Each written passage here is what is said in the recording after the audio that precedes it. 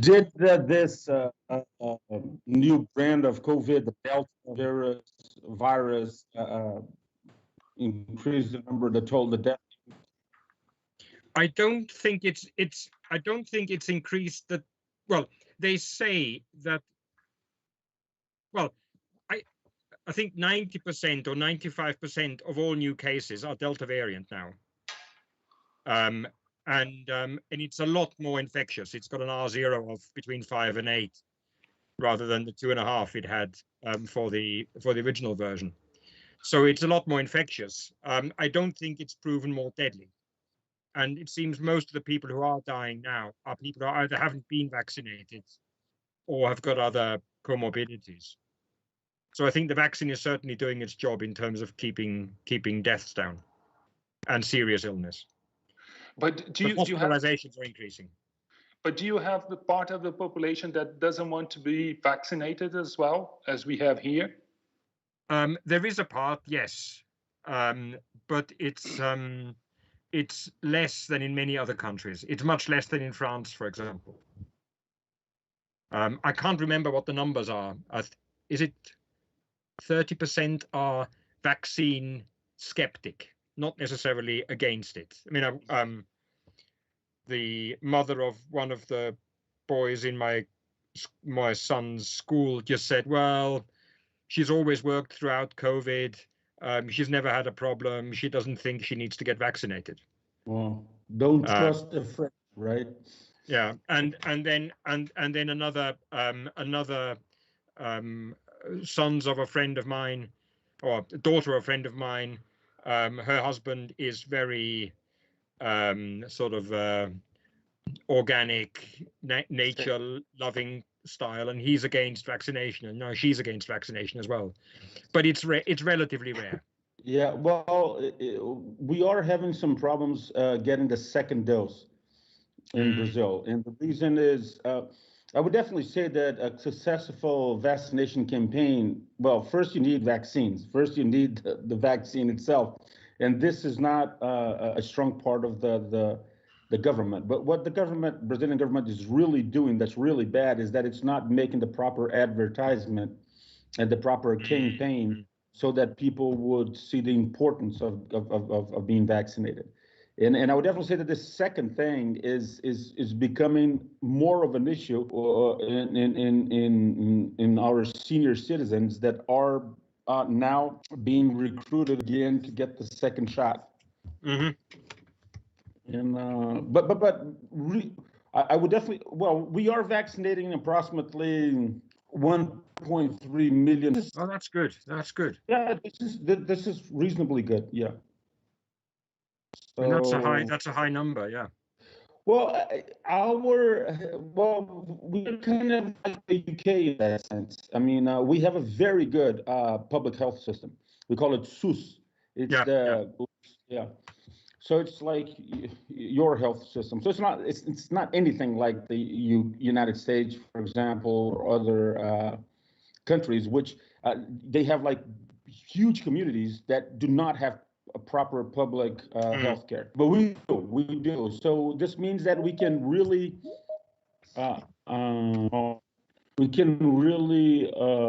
organize our campaign in such a way that it becomes very efficient. I haven't seen you with that beard yet. That beard.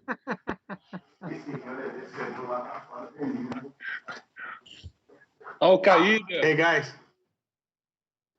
Oi, Léo. Boa tarde a todos. Boa tarde. Boa tarde. Eu vou supor que o MM é o Márcio.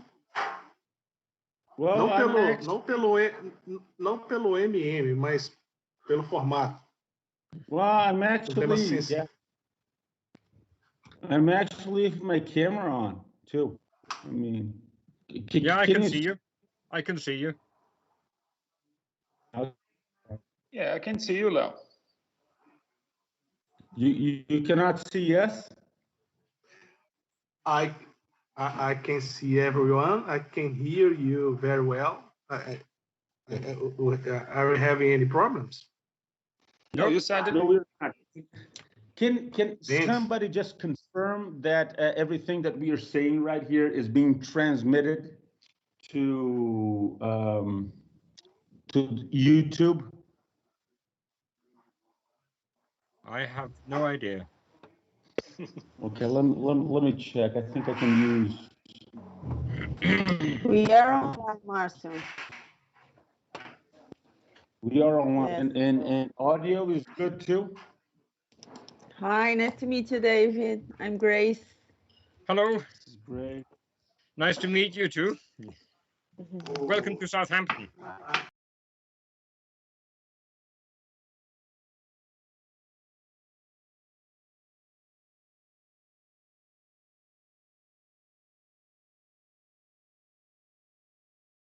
It's been raining quite a bit, but not today. It's been quite wet, but now it's turned nice, and the next few days are going to be nice. That's great. And in 2 weeks, probably in 10 days' time, we're going on holiday, so it'll probably start raining. Yeah, definitely. What's it like in Belo Horizonte? Oh, it's nice. The weather is very nice, but no rain whatsoever, and we need some rain. Definitely. Yeah.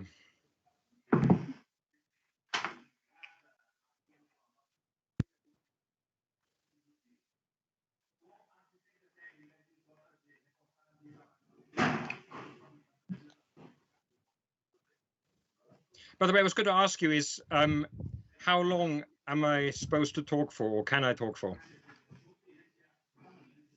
We have an hour.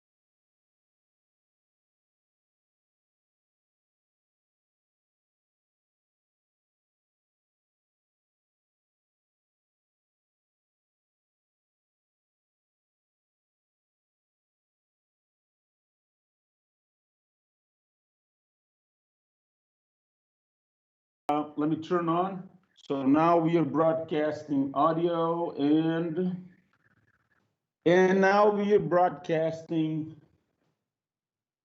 you. Okay, I will turn on my presentation if I can. Yep. And I'll share. So right now we are broadcasting. Yep. Screen. So I'll give the welcome to Professor Eduardo Mazzoni. Eduardo Mazzoni, if you would be so kind to introduce our guest. Ok. Não tem problema, porque ele entende português, então a introdução pode ser em português. Né? Então, nós temos o prazer de receber o professor David Simpson, da Universidade de Southampton, da Inglaterra, hoje, para o nosso encontro, seminário de quarta-feira. Então, ele vai dar uma apresentação para a gente de 40, 50 minutos. No intervalo, a gente pode ter até questões, etc. O professor David é conhecido no Brasil porque, depois de ter graduado no Imperial College, ele passou 9 anos, é isso mesmo, né? 9 anos aqui no Brasil, na COP Rio, né? No nosso curso 7 de Engenharia Elétrica, né? Então, na parte de Engenharia Biomédica, né? Ele tem vários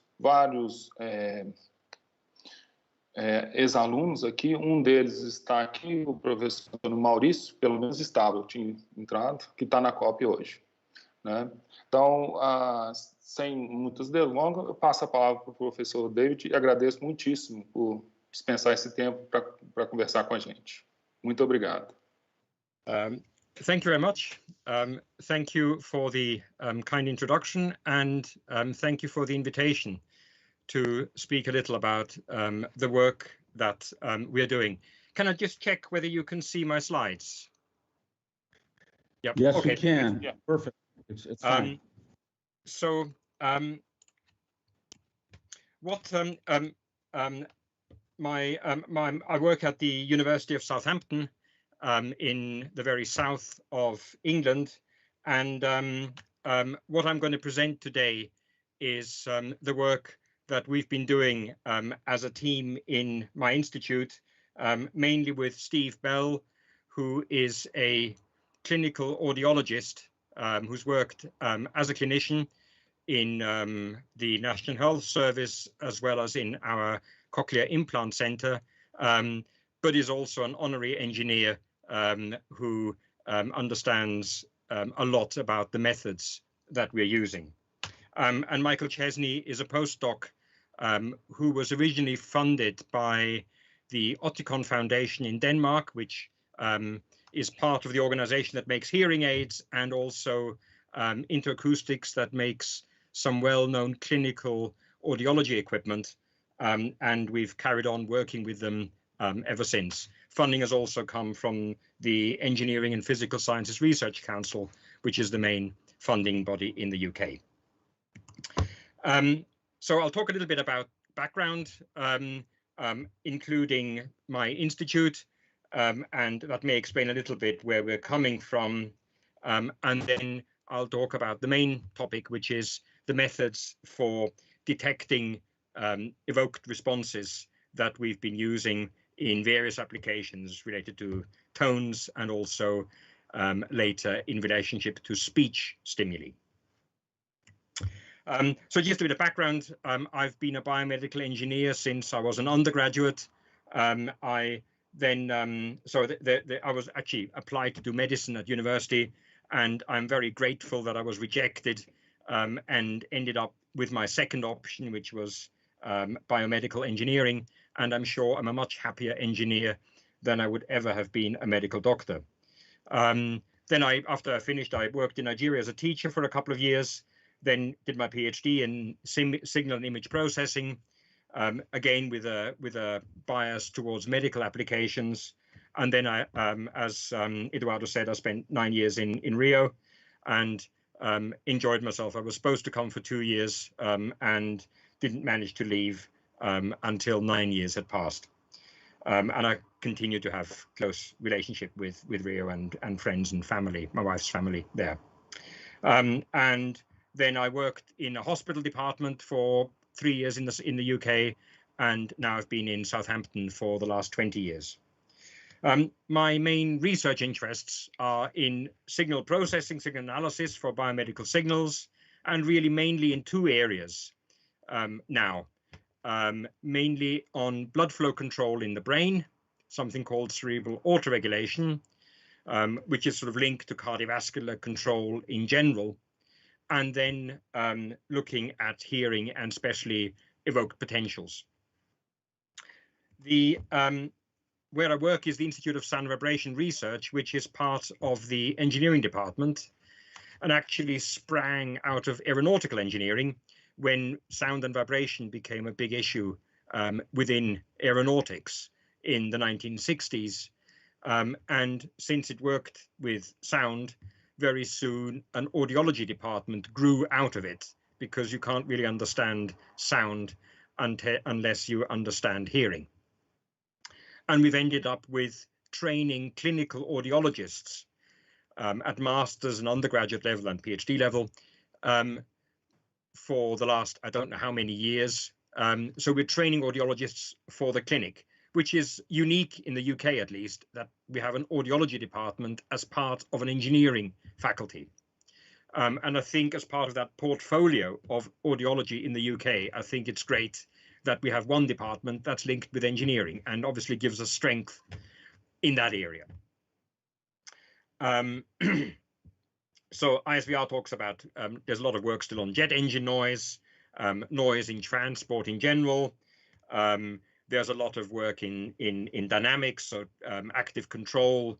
Human response to vibration is a big area of research. And also what's now called the signal processing audio and hearing group, with a lot of work on virtual acoustics. So we have a big anechoic chamber, or a couple of anechoic chambers, reverberant chamber, and so on. So we can test loudspeakers, and we can test 3D audio setups. We have a room with 40 loudspeakers and can simulate a cathedral inside a very small room. So the acoustics of a big concert hall inside a very small room, and so on. And there's a big group working in hearing. As I said, we train clinical audiologists, and linked with that, we have a cochlear implant center that is looking after over 1,000 patients, and they do over 100 implants per year, linked obviously with hospitals. So the hearing and the engineering is quite closely embedded within the same institute, and I think that's a real strength, and I think a real privilege to be able to work in a setup like that. But it also means that what I'm going to talk about is much more linked towards clinical audiology rather than neuroscience.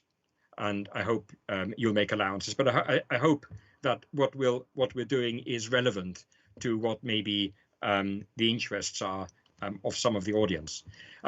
I'm aware that we have quite a mixed audience, or I believe we have quite a mixed audience, some with more neuroscience background, some with more engineering background.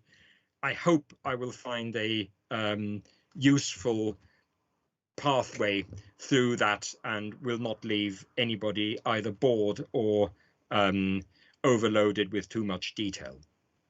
So apologies if it doesn't quite work. Okay, so let's start right at the beginning. What are evoked potentials? They are, or auditory evoked potentials, they are potentials generated by the brain in response to auditory stimulation. And we can measure them on the surface of the scalp. Obviously, invasive recordings are also possible, but we don't do those normally on patients. So yeah, maybe the patient is wearing a cap, or maybe just 3 electrodes or so. As you can see here, let me see if I can get this to work. So as you can see here, we have a cap on this subject, and measuring the brain response. And the response comes at various levels through the hearing system. On this shows the whole range from 1 millisecond all the way to 1,000 milliseconds. So it's on a log scale. The early bit is the brainstem response, which comes sort of all the way from the cochlea to the brainstem roughly. And then it proceeds to the mid-latency response, a bit higher up the auditory processing stage, all the way up to the cortex, the late the cortical responses that come, the late cortical responses that come from the cortex of the brain and would reflect higher level speech processing, recognizing words, those kind of things. And we use different ones for different purposes. So clinically, the one most used is the brainstem response, because most of hearing loss is sensory neural hearing loss. So the big question really is the cochlea working properly? You can get hearing loss, so it is not infrequent that there is damage to the hearing system higher up, but the most common problem is sensory neural. So we tend to look at the brainstem response most of all.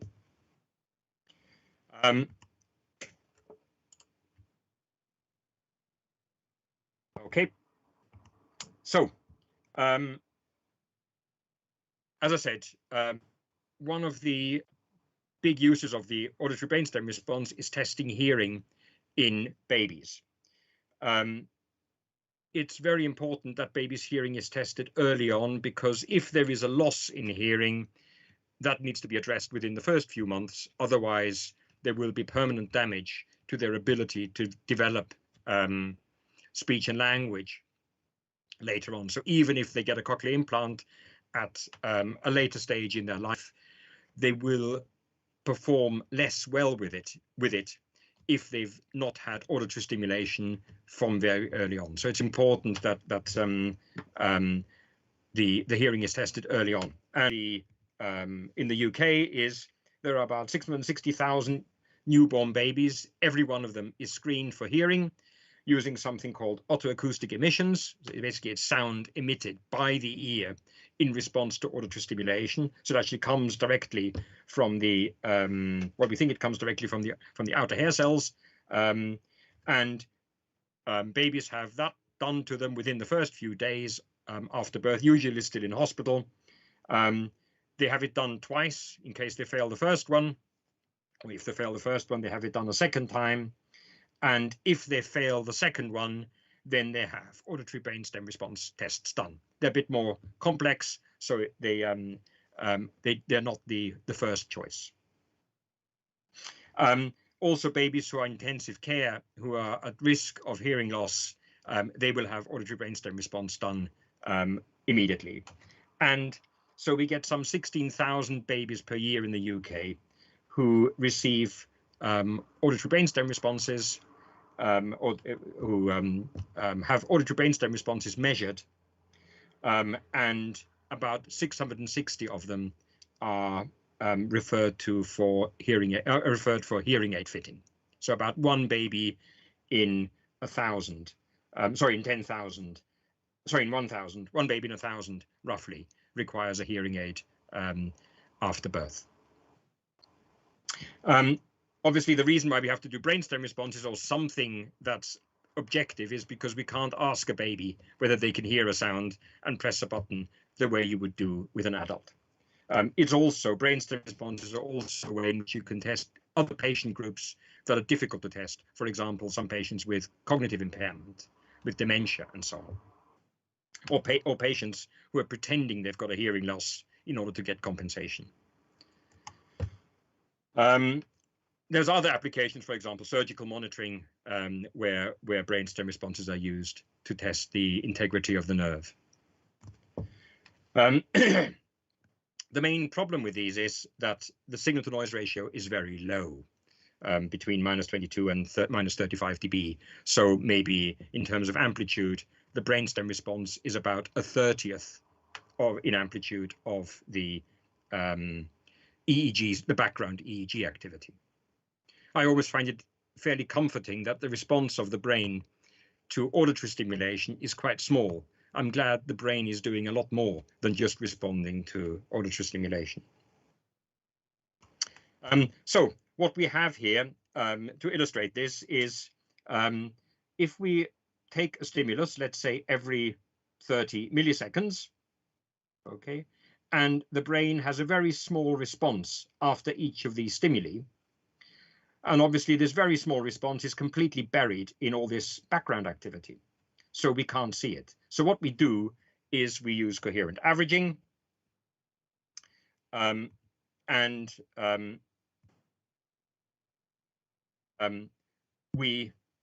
a slide missing.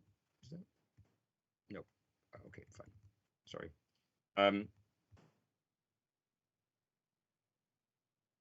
No, sorry, this one.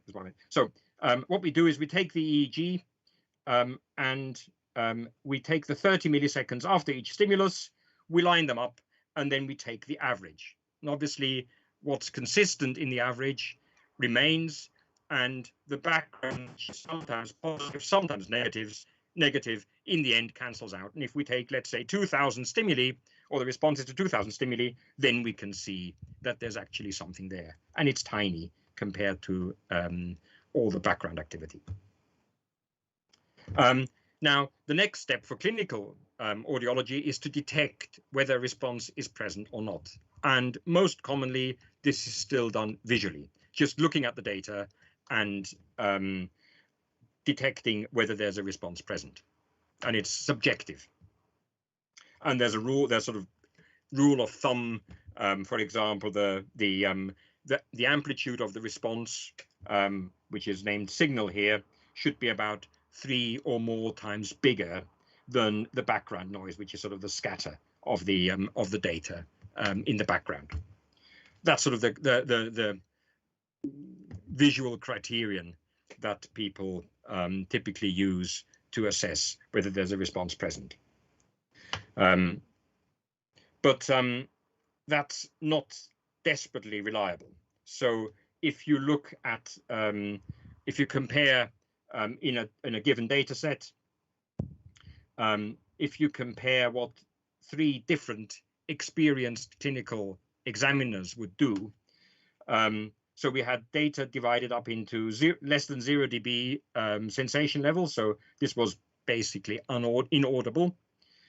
Then between 0 and 10 dB, then from 10 to 20 and greater than 20 dB. So as it gets louder, as the stimulus gets louder, you'd expect there to be more responses detected.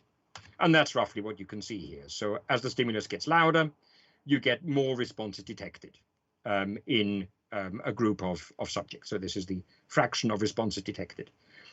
And you can see that holds pretty well here. The second examiner, sorry, this holds pretty well here, but in fact, there was some cases where there was an inaudible stimulus where apparently one of the examiners detected a response. So it's probably a false positive. And there were some cases where they detected more responses at 10 to 20 dB than they did at greater than 20 dB. So slightly aberrant result.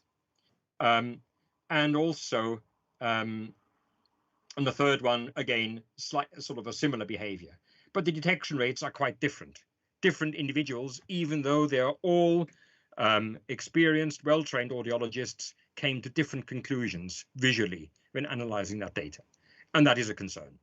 And that's been documented in a number of studies, that there is not very good consistency between individuals, between clinicians.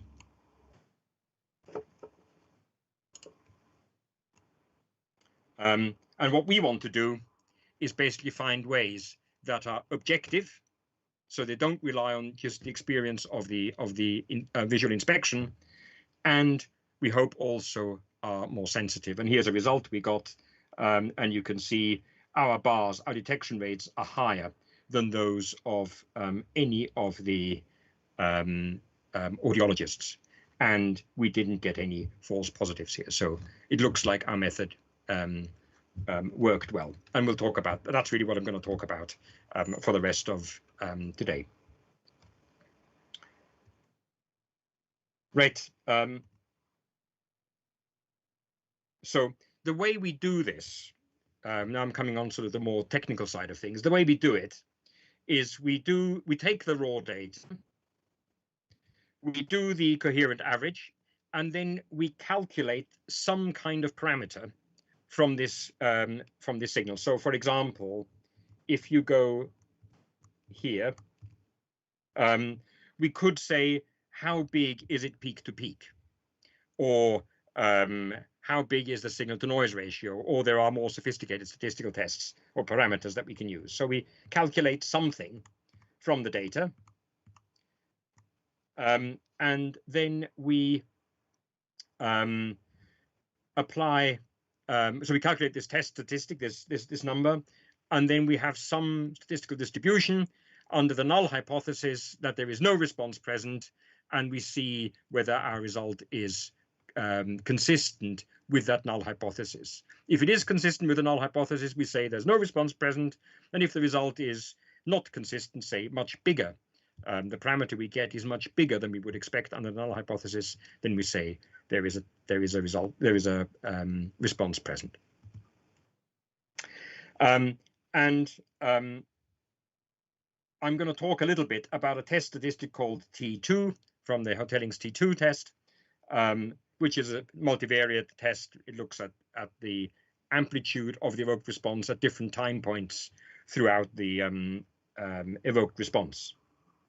And sometimes we can find theoretical distributions under the null hypothesis based on statistical theory and some assumptions. And an alternative is bootstrap distributions, which I'm going to talk about a bit more, because we've been one of the main people leading the work on the bootstraps. And we found it extremely useful in many, many applications. And from that, we get some kind of p-value that tells us whether there's a significant response present or not. So if it's less than 1% or less than 5%, then we would say there is a significant response present. Okay, to occur by chance. So if our test statistic is bigger than that value, we would reject the null hypothesis. So for example, at this point here, we would reject the null hypothesis because it's very big. It's unexpectedly big compared to the null hypothesis. Yeah, that percentage would be the alpha value, the significance value for that test, or the false positive rate that we would get with this test. Okay, the fraction of cases where we would detect the response even though none was present. Now, under the alternative hypothesis, so when the response actually is present, that same test statistic might have the distribution shown here. And if we take this value as our threshold, then the probability of detecting that response would be given by that purple area. Okay.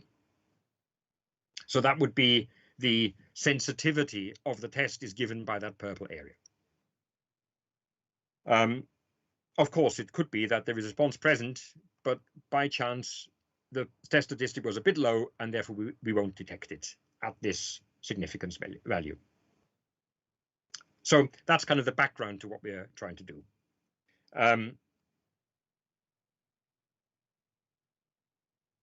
So what we're trying to do in our work is to control the false positive rate. So we know what the expected false positive rate is, and at the same time try to make the sensitivity as high as possible. So what we really would like to do is have a null distribution that's as narrow as possible, and an alternative distribution that's as narrow as possible and as far away from the null distribution as possible. That's what we're aiming for. Now, sometimes we know what that null distribution is, and given certain assumptions, it's statistically tractable. The problem is statistically tractable. But for some parameters, like for example the peak-to-peak amplitude, it's quite difficult to get that null distribution. So even if you make reasonable assumptions. An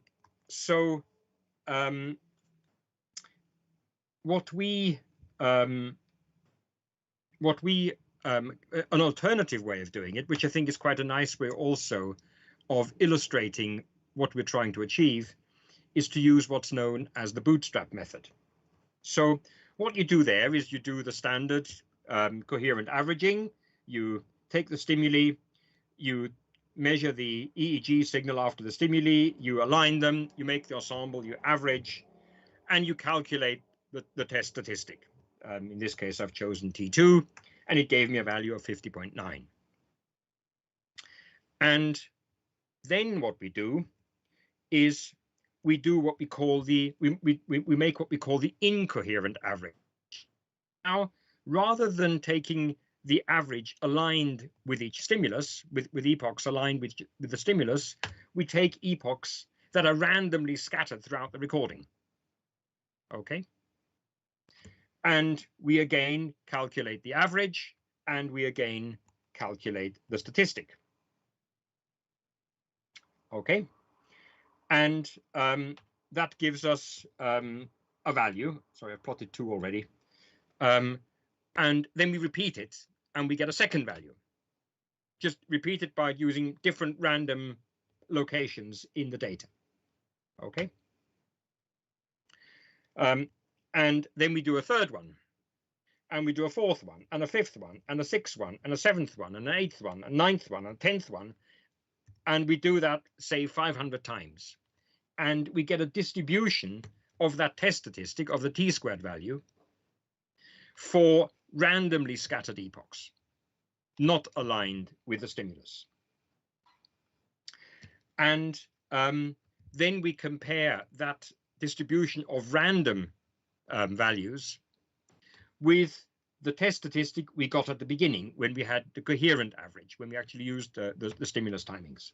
And in this case, you can see the randomly calculated values are very different to the one that we got from the coherently averaged data. T-squared is a lot bigger, is unexpectedly large compared to what we got when we didn't use the alignment. And that tells us clearly that there's something special about aligning with the stimulus. In other words, we can be confident that there is a response present. Okay. And that's the basic principle of this form of the bootstrap method. So rather than having to understand the statistics and make assumptions and sometimes quite complex maths, what we can simply do is randomly pick data to make this incoherent average, calculate the test statistic from the incoherent average, and repeat, say 500 times. And we get a distribution of what we would get when we're not aligned with the stimulus. And we compare that to what we get when we are aligned with the stimulus. Okay. So I think it's a quite neat, and it's a very simple method. Depending on how big your data set is, it might take just a few seconds to calculate this. So it's not a very difficult thing to do. And the really nice thing about it is you can choose what test statistic you want to use. You don't have to worry about whether it's mathematically tractable. You can use some complex algorithm to calculate something that relates to what you want, and you will get a statistical distribution for that. So that's the bootstrap method. And as I said, we've used it very extensively. It isn't perfect. We know there are some limitations to it. Well, everybody knows there are limitations to these methods, but it has given us some very useful results and helped us to solve some fairly otherwise fairly difficult problems. Right.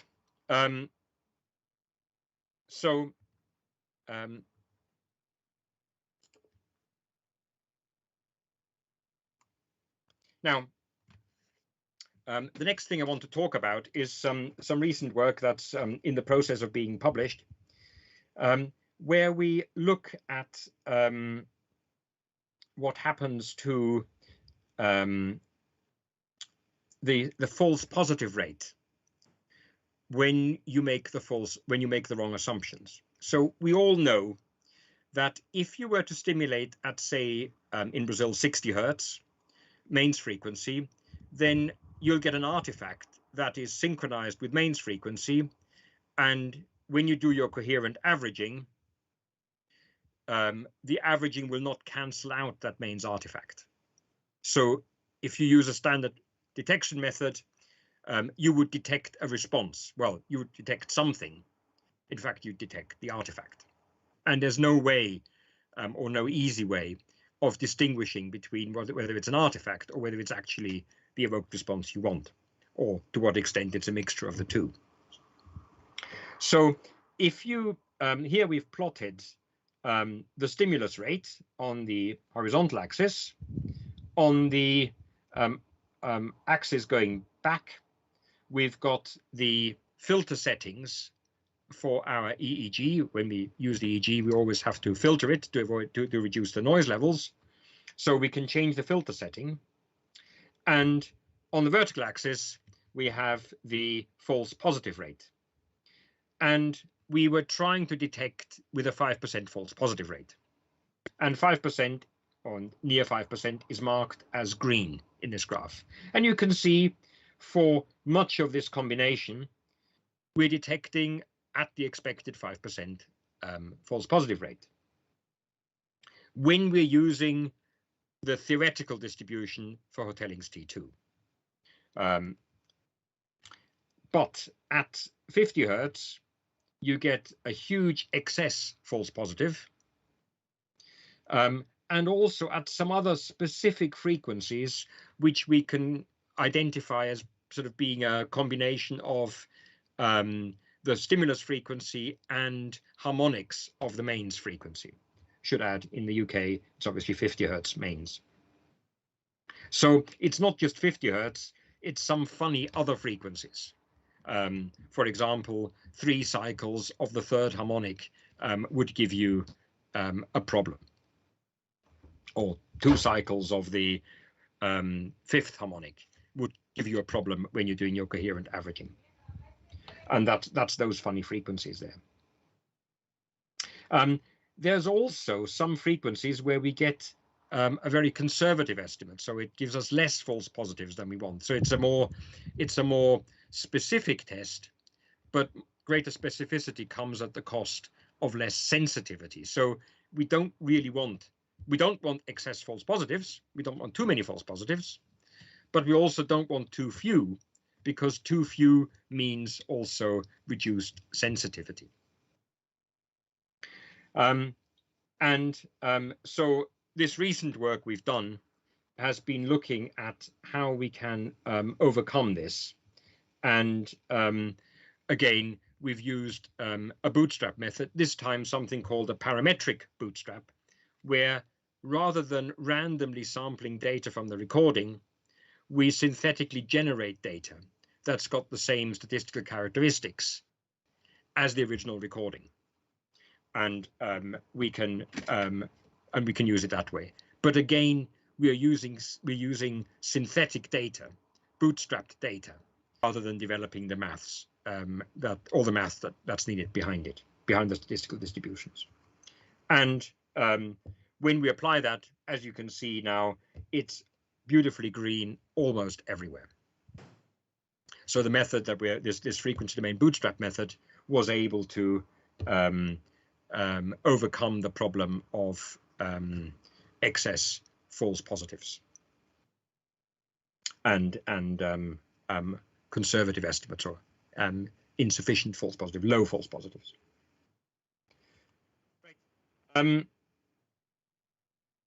So the nice thing about this is that as I said before, you can choose from a very wide range of statistical parameters or statistical measures of the strength of the response, and still find out whether a response is present or not.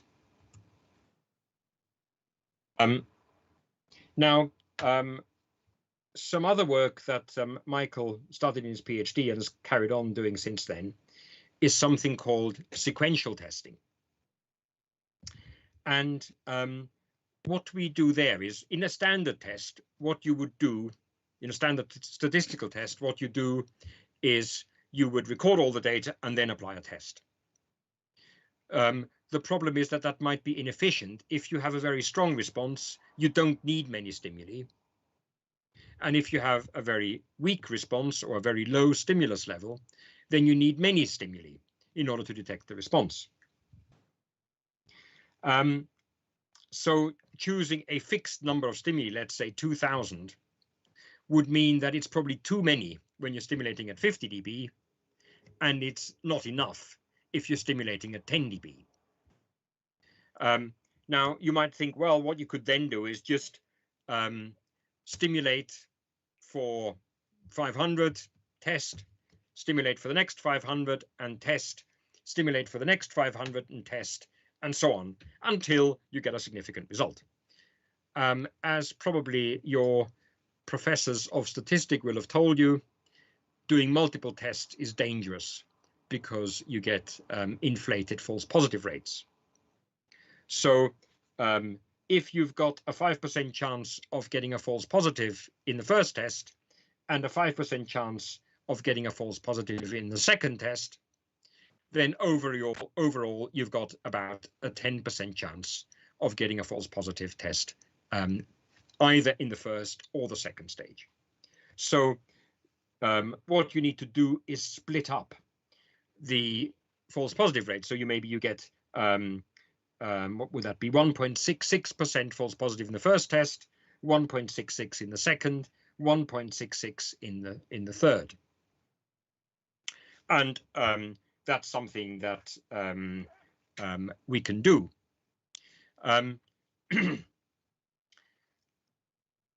But it does, the way you do this does affect the overall results. There is sort of an interaction between these tests. And what Michael did in his PhD was basically develop a method based on convolution of probability density functions that allows us to basically add the first test to the second test and then test again. So the second test uses results from the first and the second data set together, and the false positive rate is controlled. It's a bit complicated, but not very complicated, and I'm not going to go into detail. There is a paper, I forgot to quote it, on the convolutional group sequential test that Michael and our group has published in, I think, IEEE transactions a little while ago. So what we can do now is test the first time. If it's not positive, test again. If it's not positive, then test again. And only if we don't find anything after the third test, then we stop the procedure. There's also something called futility stopping in this test. So if you're testing the first time and it is so far from significance that it's unlikely that the overall result will be significant at the end, you can give up at the beginning. If it's so obviously there is no response present, there's not even a hint of a response in the first data set, then we can probably give up on the rest of the testing. So that's the way this group sequential test works. And it's got a it can stop two ways, either because it detected a response or because it's so obviously it's so obvious that there's no response present that it's not even worth continuing. So that's two ways in which you can speed up the test. One of the questions is, how many stages should you have in this testing? And it turns out that the more stages you have, the less the sensitivity of the test. But as you can see here, it can dramatically decrease the amount of time you need for testing. So in here we're showing that we can drop the amount of time for testing by about a factor of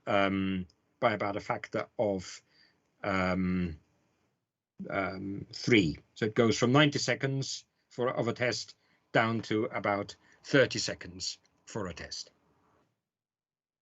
Okay, but it depends also on the stimulus intensity and so on. If it's a very weak stimulus, then doing it by stages isn't worth it. or if it's a very weak response, doing it by stages isn't worth it. But if you've got a very strong response, it is worth it. Clinically, the problem is that you don't know beforehand whether it's going to be strong or weak, so you can't decide how many stimuli you should use. So on average, across a cohort, across a number of different stimulus levels, we can get real benefit by using this group sequential test. Okay. And the way we overcome this problem of losing sensitivity is that we make it so that on average we have the same sensitivity, but we might have to, in some cases, use more data. So rather than saying we're going to stop after 3,000 stimuli, we say sometimes we can go to 4,000, but on average we end up only going to 1,500. So there's a balance. In order to achieve sometimes more stimuli, we can use generally less stimuli. So on average, we get benefit.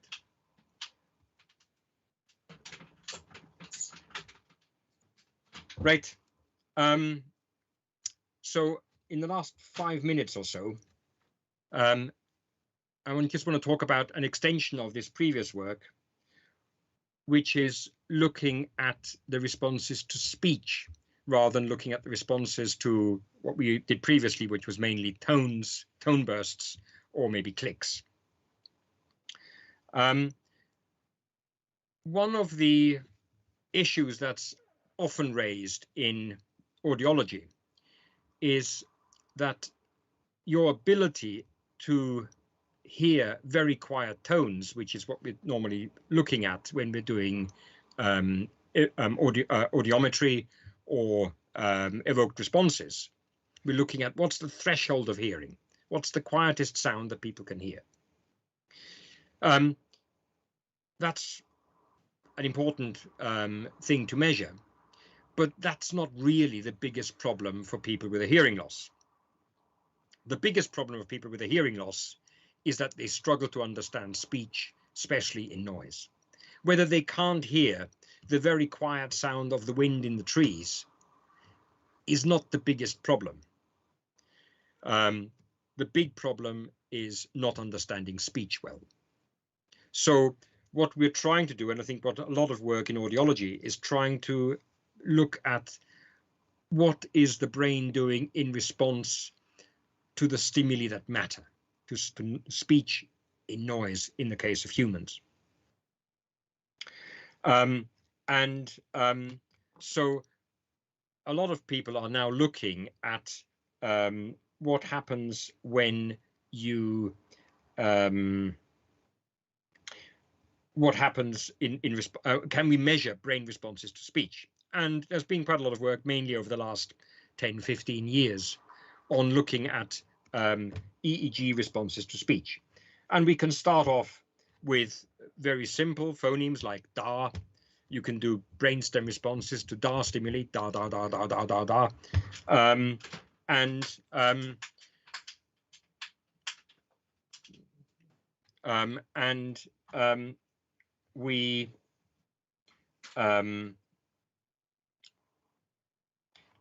here are some of these responses, and they kind of have quite a different shape than the ones they have to brainstem responses. And we can use, again, for example, bootstrap methods to detect whether response is present.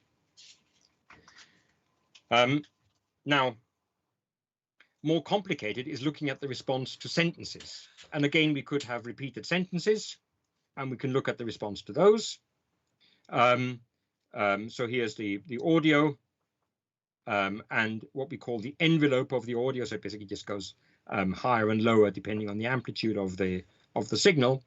And here is the response of the brain to these different sentences. And we can detect those responses, say, in the first 500 milliseconds after the onset of the speech. Now, slightly more complicated than that is looking at the response to continuous speech, where we maybe have 20 minutes of just somebody listening to a story. And we want to look at what the EEG is doing in response to those type of stimuli.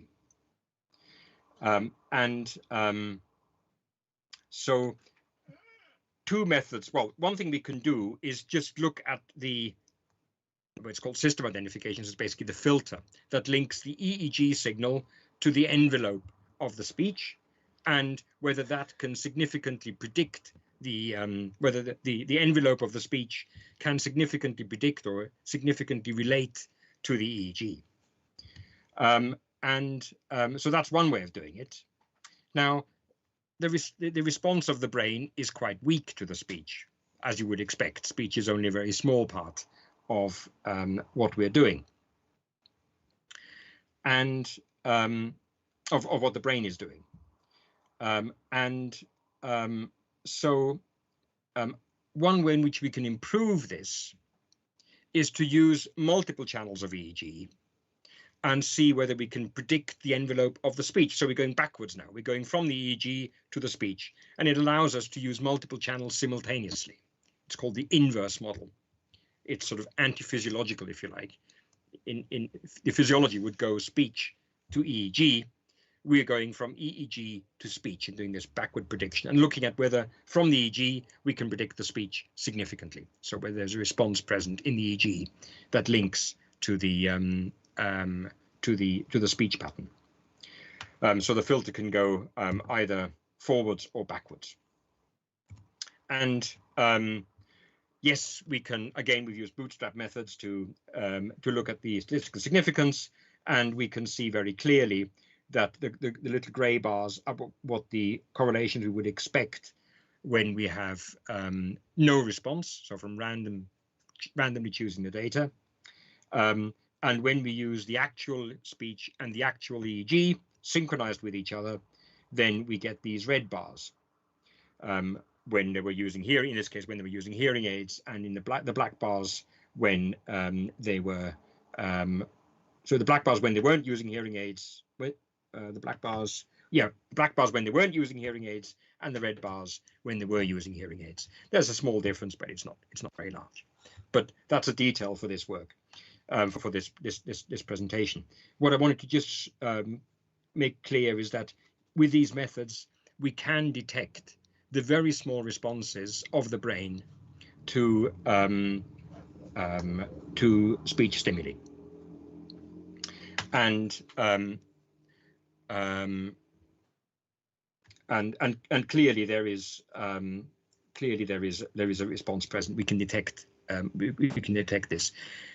There are probably better ways of doing it, but doing it this way is sort of roughly state of the art. And a big area of research, including some work that we're doing, of how can we make this better? How can we detect the response of the brain to running speech more powerfully? Okay. So, in summary, the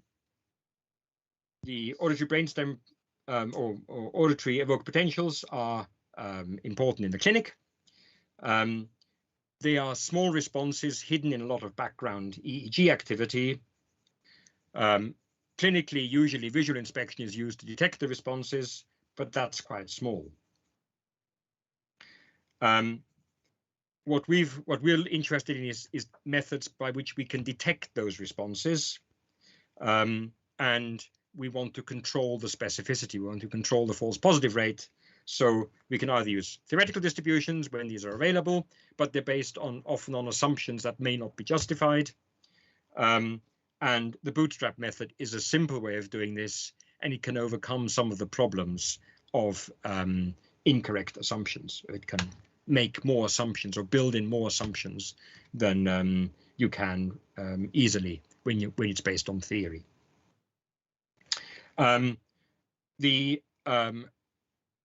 The sensitivity can be boosted by these methods compared to audiologists, and we overcome the problem of it being very dependent on an individual. you make it less subjective. Well, I suppose you could argue that you remove the subjectivity by one level. Rather than being it subjective by just somebody looking at the data, you make it subjective by subjectively choosing a parameter that you then test. So it still is subjective to some extent, but at least the subjectivity is well understood. It's clear. It's well defined. And we then also looked at test time and using the sequential test to reduce the test time. And in terms of the speech evoked potentials, we can look at responses to running speech and also to phonemes, words or sentences. And again, there are different statistical detection methods that can be used, typically trying to predict the EEG from the speech or trying to predict the speech from the EEG. One thing that another thing that's important with these speech evoked potentials is they are a way of testing users when they're wearing the hearing aids. One problem with testing with hearing aids is hearing aids are complex speech processing devices, and their response to bips and clicks may not be representative of the way they would respond to a running speech to the challenge in the real world. Okay, and that brings me to the end of the presentation. So are there any questions?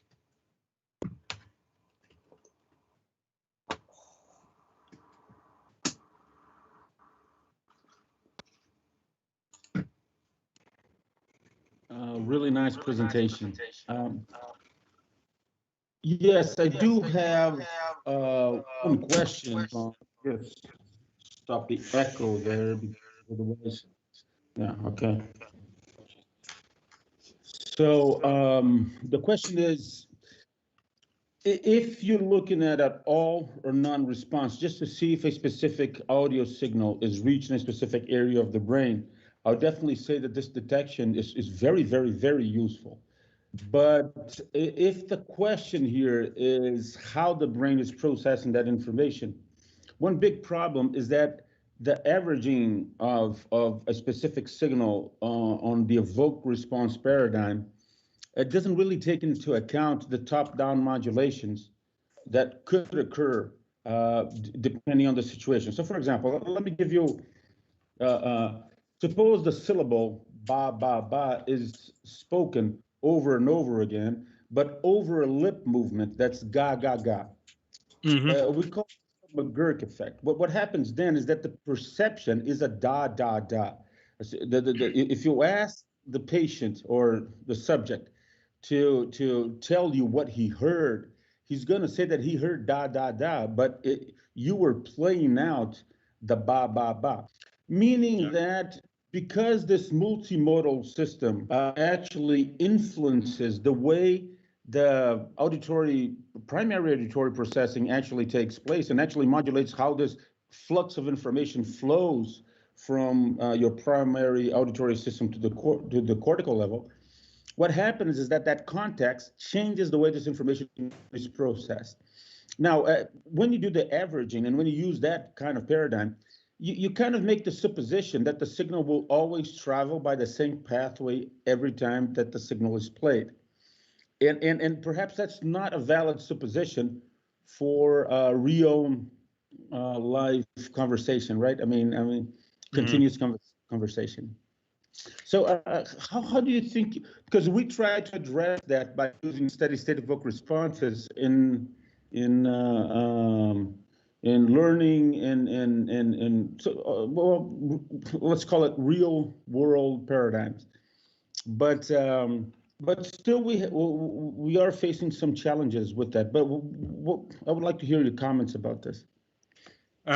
Yeah, I mean the ABR is, or the evoked potentials don't, they just tell you what was measured in the brain.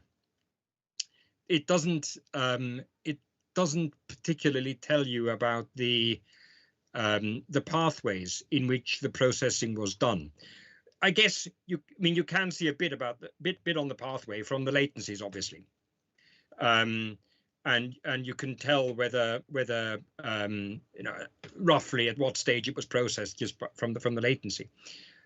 From the particular case of multimodal stimulation, one thing that you could look at is whether the response with and without visual stimulation, or with and without auditory stimulation, is the same, or how different they are. And again, if you think about the methods I was talking about, you could use the same methods to detect whether there is a significant change when you had visual stimulation or not. But I don't think the responses are so specific that you would, or it would be quite difficult to see the very small changes that you would expect from a ga to a da or a ba. Probably the evoked, I haven't looked at it in detail, but the responses look fairly similar. Whether they're significantly different, I don't know. But I think it would be really interesting to try doing the evoked responses with and without the visual response, and looking at how big that difference is and whether there is a significant change. There is a researcher that worked with mismatched negativity, and he didn't use visual and auditory evoked responses. But what he did was he kept on playing a specific syllable, like ba, ba, ba, over and over again. But then he would put a deviant stimulus that would be called the da, da, da. And it really didn't matter which one was, what would you choose to be the more repetitive one or the deviant one. You would get a difference, an evoked response potentials in the mid latencies, about 50 milliseconds, not in the very short ones up to the inferior colliculus, but the mid latencies one. And what he actually showed is that that could also be dependent on phylogenic and also ontogenic processes, meaning that if you get a person from Sweden, it would actually respond to some combined syllables in a very different way that a person from Norway would. And this is quite interesting because this shows that there is some sort of level of adaptive filtering in the auditory processing, meaning that whatever reached the upper structures first would actually change the way the next phonemes, the next syllables that are passing through the auditory pathway would actually be processed. And how to address this under the paradigm of evoked potentials, I think, I don't know, this is, it's a challenge, but I think there's some sort of a technical constraint that I think we're not going to be able to overcome. I think perhaps a steady state evoked response would be a way to do this, or of course, deep electrode positioning on several areas of the brain to do this. I mean, there is, this is a bit beyond my experience with these responses, but there is something called the acoustic change complex, which I think relates to the detection of early differences. But I haven't used those. I'm not very familiar with them.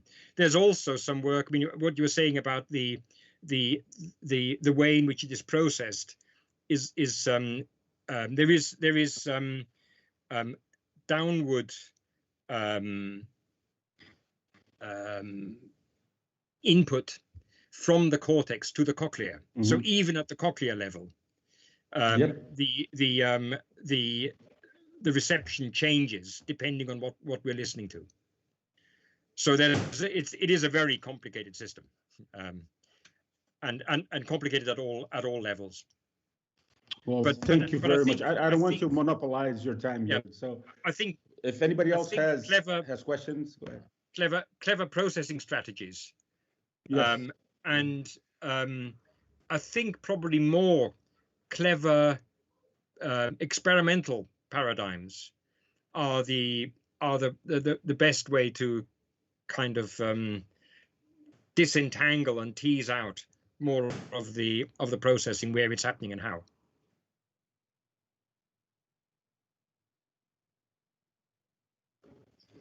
I just have a question.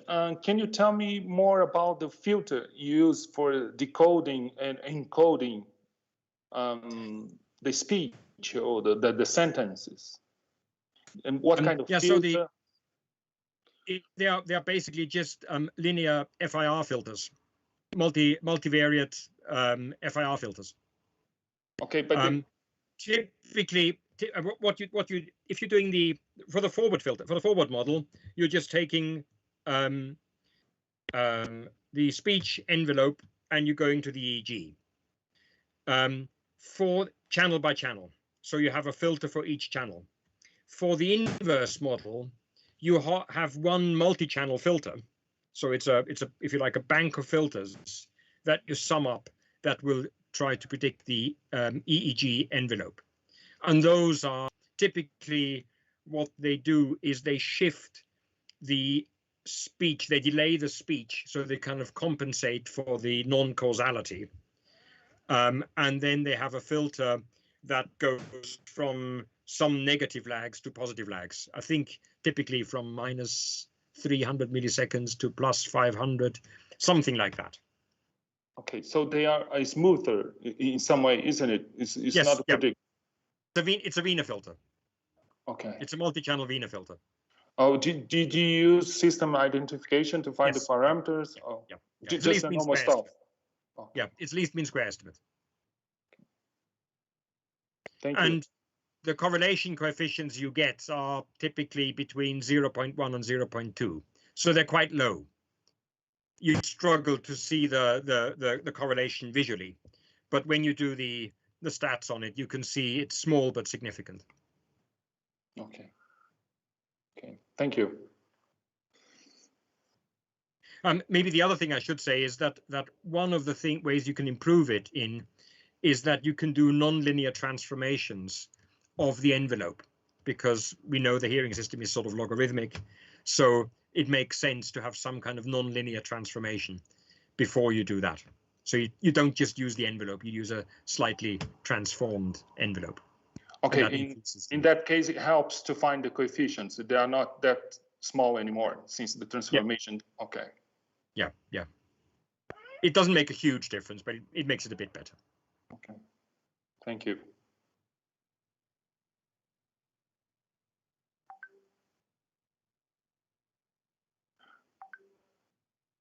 I think that's it.